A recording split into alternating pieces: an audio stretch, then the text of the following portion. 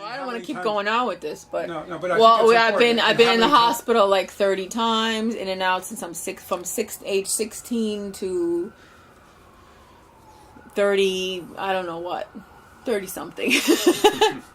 And then I went through a program with the support of Issa saying, I think you'd make a good peer counselor, meaning a person who was in the system and goes back and gives back, which is what Issa does, and he does it really well. However, I wasn't able to do that for a long period of time because of my stress level. I wasn't able to hold down a job or finish school and things like that. And I'm also very aware, and I say it, I'm very proud that I'm intelligent enough to understand, and I'm mostly aware of that I still have issues to work on. And I would never want to take my issues to work with me, because you have a level of responsibility that if you are being a therapist to somebody, a counselor to somebody, you better be aware of your own issues, and you better be healed to an extent where you don't take your shit out on somebody else. Because then that's abuse, or that's being unable to help someone because of your own blocks. And so at that point, I did my best to be a peer counselor, and I thought I did a wonderful job. The patients loved me on the inpatient ward, and I believe I helped a lot of people within that month that I was there, probably more than those people who worked there ever did in their whole careers. I say that proudly, and I say that very surely. I say that. I am very sure about that because of the rapport I had with people. I witnessed a lot of abuse, and I reported it because it's the right thing to do. And that's why I left. There was still abuse going on, and this was a year ago in inpatient ward. And I followed protocol, and I wrote the nursing supervisor, and I made her aware of it.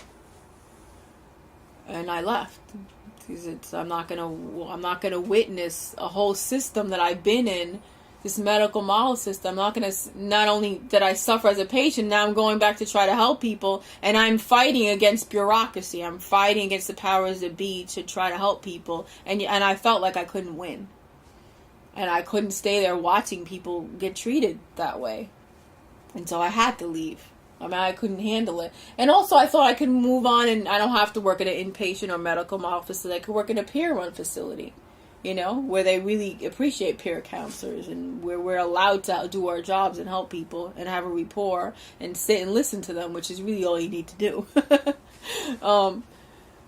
But at that point in my life, even a year ago, I thought, I have so much anger that I need to get out.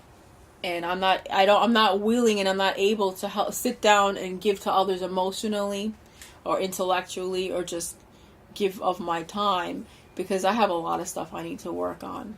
I'm still living I need housing. I need a lot of anger I need to get out. I have major issues, and I need to work on that I don't want to put on other people, or I don't want to make it so I go to work and I'm unavailable. Because you have to be available for people when you work in the human service field. You have to.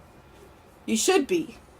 That's your job, And in the film, I mentioned, you go into hospitals and you have someone who works there saying, "I didn't put you here," or "I didn't put you in this position." Like, don't take your problems out on me, your anger, or listen, this is your fault that you're in here. This is your own fault that you're in here. You put yourself in here. So, meaning they're saying, you can suffer in here. Why should I care about it? Because you put yourself in here. It's not my problem or my issue that you're suffering in here. And so I will turn a blind eye and say, well, it's not my job to care. It's not my job to fix your problem because you put yourself in here. But and to play devil's advocate, yeah, but I didn't put you here.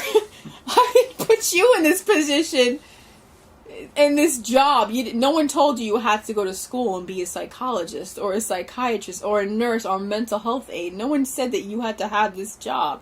Now you have this job. Now you have a responsibility to help people.